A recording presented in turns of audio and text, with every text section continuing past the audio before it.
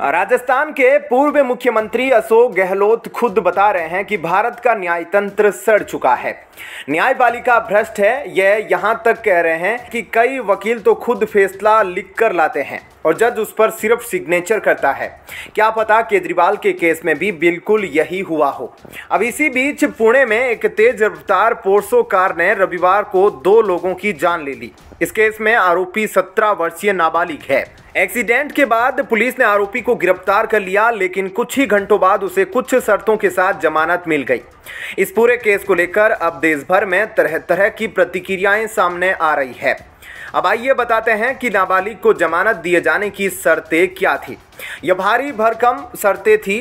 इस दुर्घटना पर एक लेख लिखो, 15 दिन के लिए ट्रैफिक पुलिस के साथ काम करो, शराब की लत छोड़ने के लिए डॉक्टर की मदद लो और मनोचिकित्सक से काउंसलिंग लेकर उसकी रिपोर्ट सबमिट करो।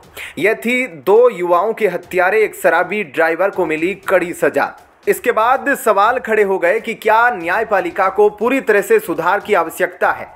परिस्थिति को थोड़ा पलट कर देखिए। क्या मृतकों में अगर कोई रसूखदार परिवार का होता और यह दुर्घटना किसी गरीब ट्रक ड्राइवर से हुई होती तो क्या उससे भी लेख लिखवा कर उसे छोड़ दिया जाता। आजकल 17 वर्ष की उम्र में लड़के लड़कियां पब में पार्टी कर रहे हैं, बाइक कार चला रहे हैं, सामान्य वयस्क की तरह रह रहे हैं और यहां तक कि शारीरिक संबंध भी बना रहे हैं।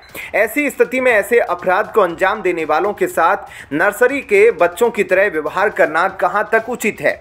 चूंकि नाबालिग का पिता रसूखदार है, इसलिए उसने थाने में आने तक की जहमत नहीं उठाई, भले ही उसके खिलाफ एफआईआर ही क्यों न दर्ज की गई हो। इसका कारण यह भी है कि न्यायपालिका को नचाने के हथियार इन लोगों के पास है। बड़े वकील है, पैसा है, प्रभाव है, संपर्क है और फैला हुआ कारोबार भी है। जो 2 लोग इस घटना में मारे गए, उनके परिवार के बारे में सोचिए।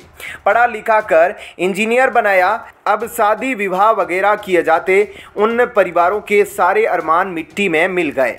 इस रोड एक्सीडेंट पर कुमार विश्वास ने अपने ही अंदाज में तंज कसते हुए कहा, बार में दारू गटकते हुए वीडियो होने के बाद भी पुलिस और मेडिकल जांच में युवक के खून में अल्कोहल नहीं मिला।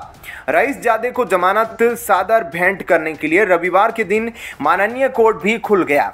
विश्वास ने आगे कहा, 2 होनहार युवाओं को अपने रईस बिल्डर बाप की करोड़ों की गाड़ी से 200 की स्पीड से कुचलकर मार देने पर माननीय न्यायाधीश जी ने इस रईसजादे को यह भीषण सजा सुना दी। रईस बाप का यह बिगड़ेल अपराधी बेटा 2 निरपराध युवाओं की हत्या की सजा को रूप में 300 शब्दों का निबंध लिखे है इस पर। यह बेचारा मासूम बच्चा पेट भर दारू गटक कर 200 की बेलगाम स्पीड पर 4 करोड़ की गाड़ी व्यस्त सड़क पर दौड़ाकर 2 नौजवानों की हत्या करने के बाद इस भयानक सजा को कैसे भुगतेगा। जरा दया नहीं आई। ऐसे में क्या कहना है आपका, कमेंट सेक्शन में अपनी राय जरूर बताएं। धन्यवाद। जय हिंद।